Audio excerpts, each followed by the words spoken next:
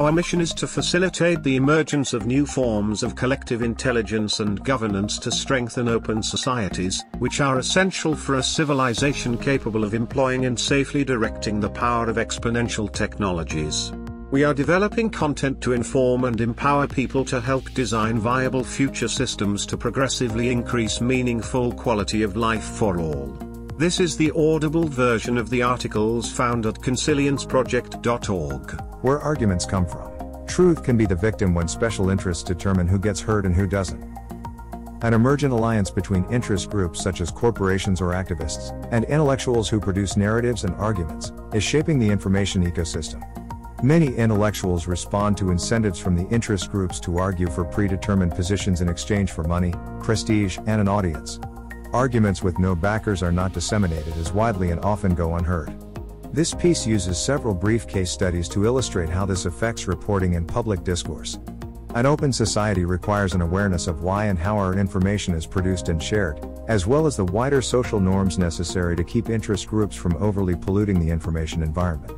As the paralysis of the American political system in recent decades has shown, these critical capacities are essential to ensure that partisanship and selective reporting do not drown out accurate analysis.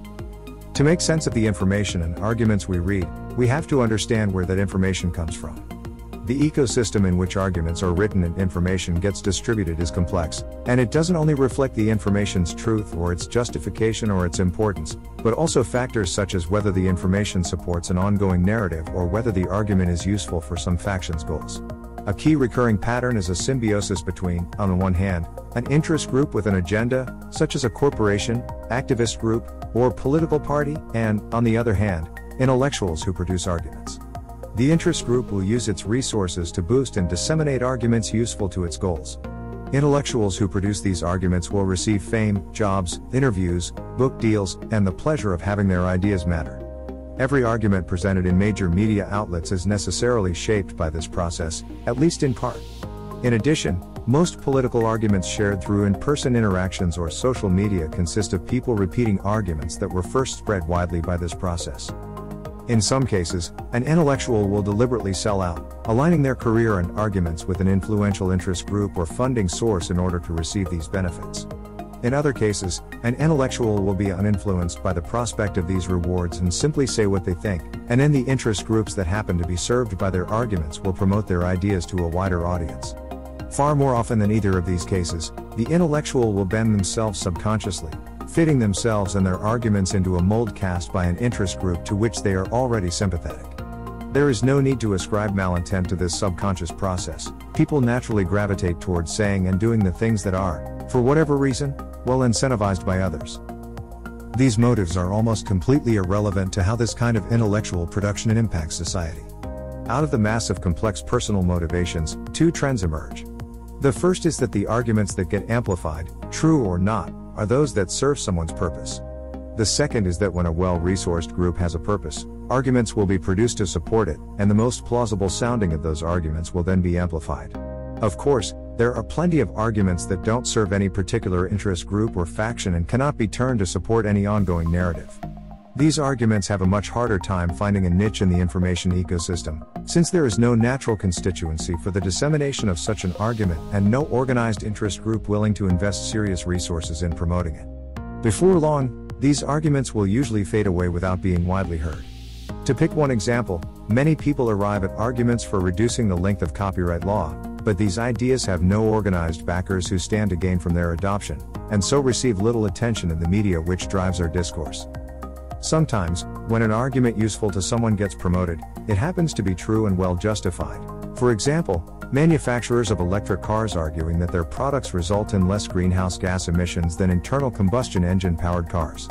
Or on occasions it can be false, misleading, or incoherent. For example, arguments that pallets of bricks near some Black Lives Matter protests in the summer of 2020 indicated a widespread conspiracy to provoke violence.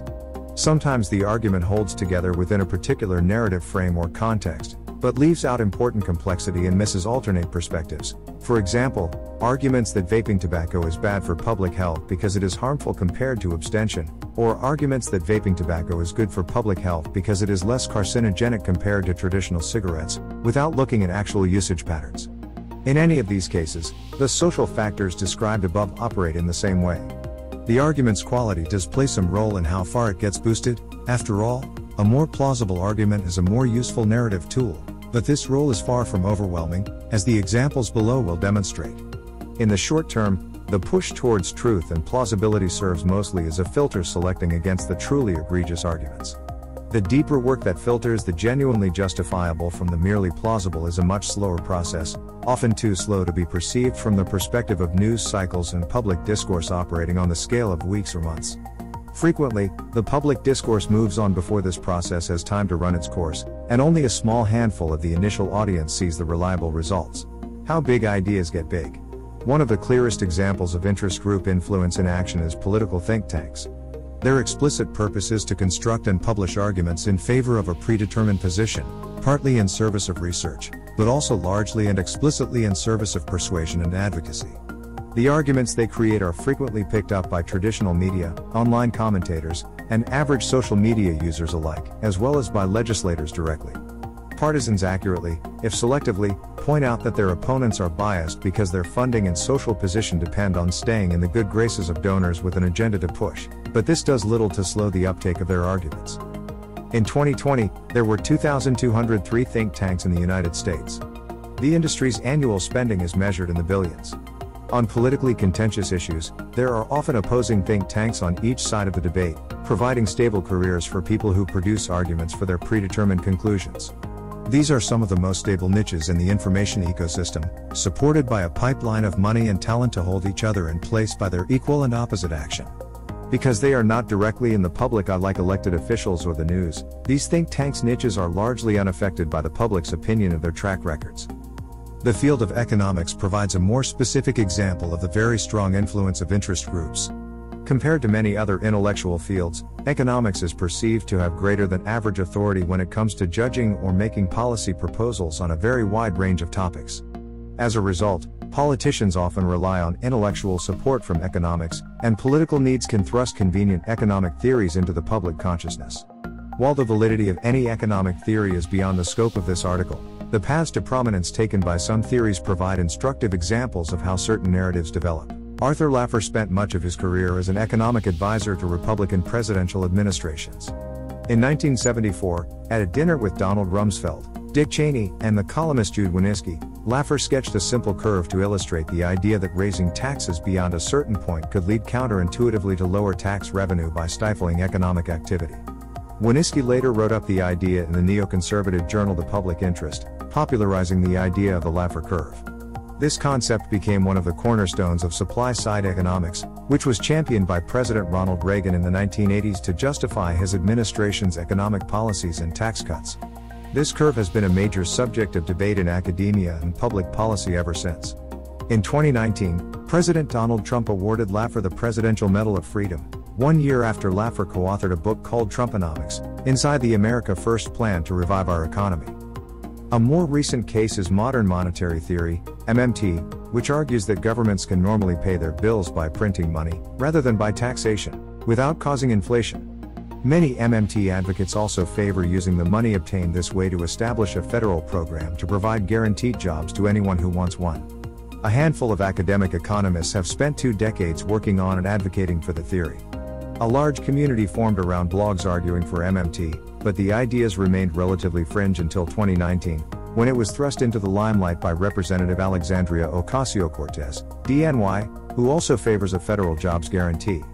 Since then, MMT has been the subject of a great deal of academic debate and public discourse, much of it explicitly partisan. While its proponents have not yet achieved the power to determine American economic policy, it seems reasonably likely that more influential politicians whose policies require deficit spending might endorse MMT in order to justify their budgets. In some cases, popular entertainment can also follow a similar pattern. Once a political coalition emerges and people begin identifying with a new set of ideas, market demand from this new demographic can spur the production of ideologically sympathetic entertainment, without the need for elite backers. In addition to swaying the undecided and galvanizing the believers, well-crafted politicized entertainment can bring its authors fame and wealth if a large segment of the public is receptive enough to consume it. In these cases, a coalition within the public uses its distributed market power to incentivize the production and distribution of a favorable narrative. Best-selling examples of this kind of entertainment are common throughout American history.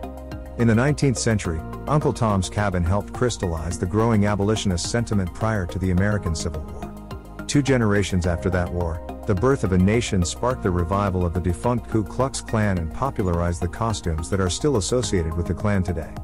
More recently, Brokeback Mountain was released to widespread acclaim just as mainstream opinion was beginning to turn in favor of gay marriage in the mid-2000s. In recent decades, we have also seen a rise in celebrity political talk show hosts such as Jon Stewart and Glenn Beck, whose broadcasts blur the line between news and entertainment. The niche occupied by these non-fiction shows is much the same as with fiction.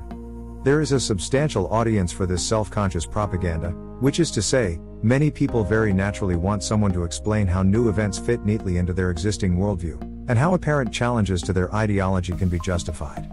Competition for these established audiences guides the output of many entertainers towards ideas that some specific faction will find appealing. Finding niches in the information ecosystem. To understand how an idea fares in the information ecosystem, we must understand each of the ecosystem's major parts, including consumers of information, producers of information, and sources of funding and legitimacy. To carve out a niche that will enable it to survive, any narrative must have appeal to some group within each of these 3 categories. These narratives and their supporting arguments are meant to create a constituency behind some action, political, economic, social, or otherwise. Sometimes the goal is to get the constituency to do something directly, such as smoking 9, in the 1920s, or, later, not smoking. More often, the goal is to mobilize voters, or to gain more nebulous popular support in order to influence third parties such as school boards or business leaders. The whole process therefore involves 3 groups: the interest group, the intellectuals and influencers, and the mass public. The interest group wants to make some change to mass belief or mass behavior, yet it cannot do this directly. The public will not change their beliefs or actions merely because some interest group tells them they should.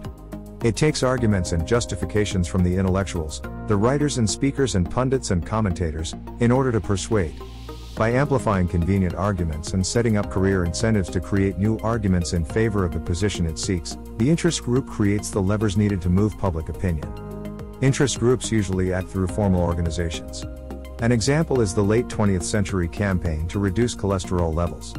The narrative in this case involved changing diets and selling profitable new statin drugs.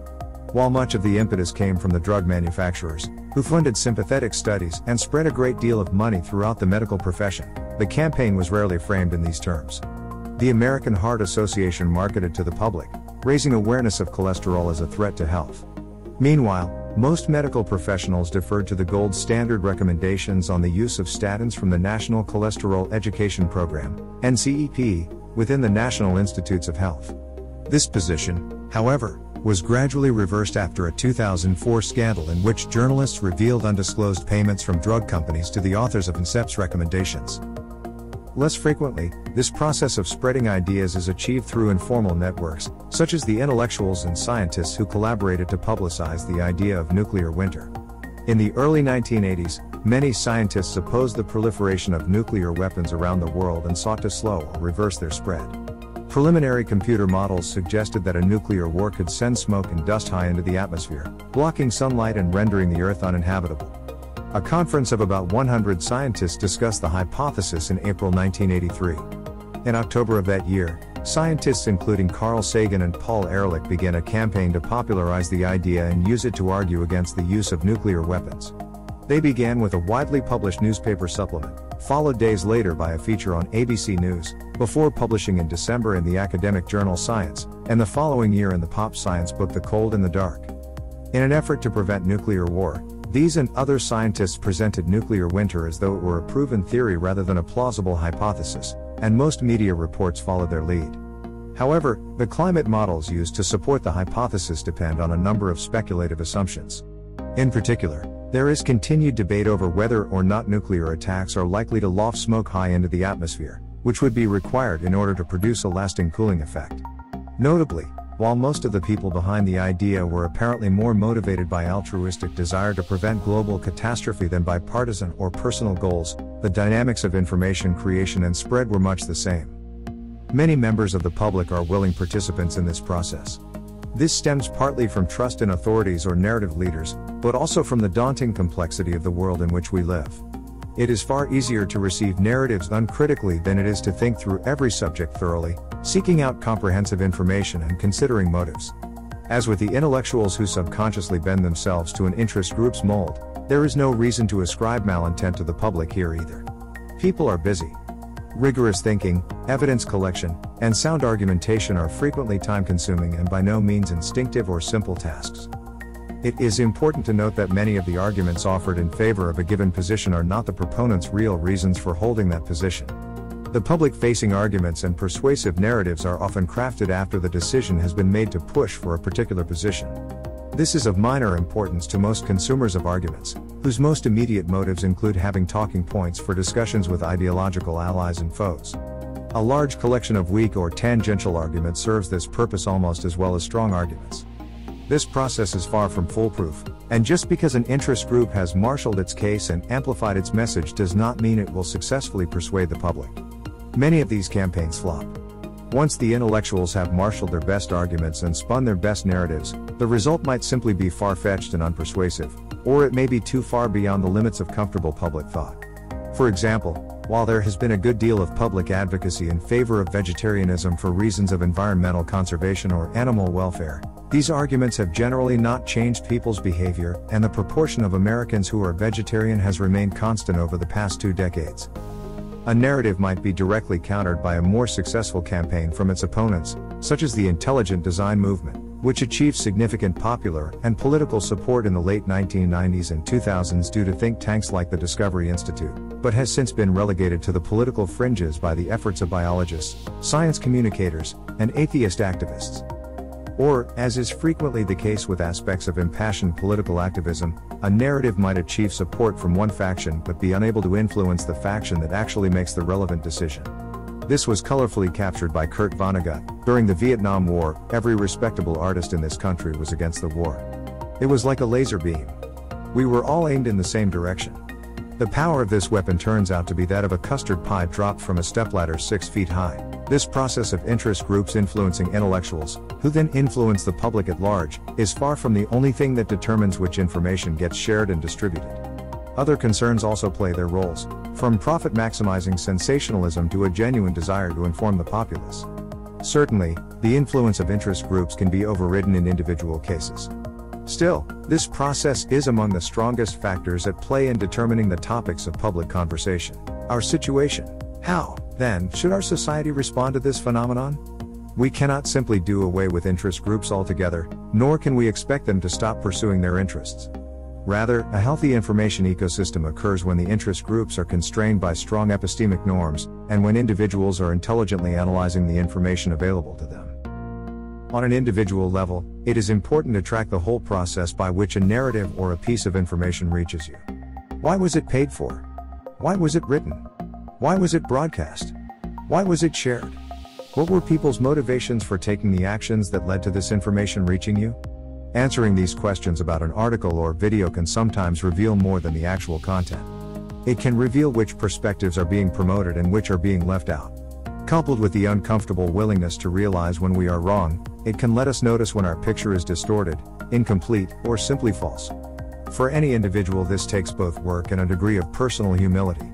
We suggest that this work is worth doing, not only to enhance our understanding of base reality, but also to enable better collective sense-making. Without the ability to understand where our information comes from and why it is reaching us, we are less able to work together to seek the best outcomes for society. On a wider level, public debate should place far more importance on rationality and good faith. While no one can achieve perfect objectivity and fair-mindedness, those who strive for it get far closer than those who do not. This is true at both the scale of an individual and the scale of a society. Certain social norms can help in this process, including respect for reason, considering issues from opposing perspectives, and valuing the ongoing search for ever better approximations of the truth, while viewing partiality and cliquishness as embarrassments that diminish one's stature. The worst arguments will find less traction in such an environment, and people will find it easier to abandon positions when they become untenable. No society can remain functional if its key decision makers are focused on debating trivialities and ephemera, or if their debate cannot reach well-justified conclusions.